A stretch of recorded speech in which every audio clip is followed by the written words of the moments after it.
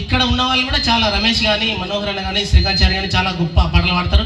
ఇక ఇవంత ఊపి songs last పాడుకుందాం, ఫినిషింగ్ టచ్ ఇందుకు మళ్ళీ.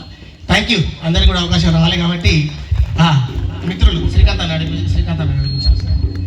థ్యాంక్ యూ అన్న. ఈ యొక్క ఈవెంట్కి సౌండ్స్ ప్రోగ్రామ్